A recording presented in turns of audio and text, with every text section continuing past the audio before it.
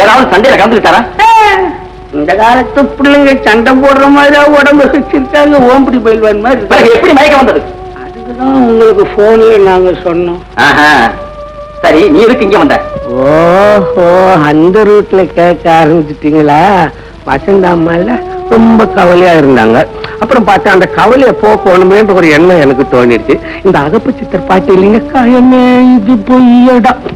வேலையா பாட்டு கேட்க நாங்க வரல.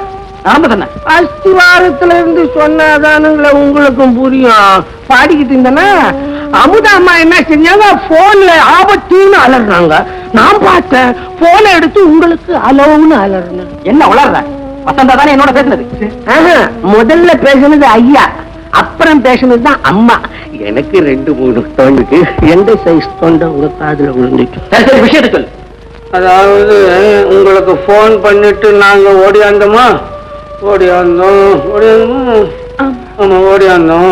எந்த முட்டாப்பைய மவனும் தம்பிய கட்ட மாதிரி அடிச்சு ரோட்ல போட்டிருந்தோம்.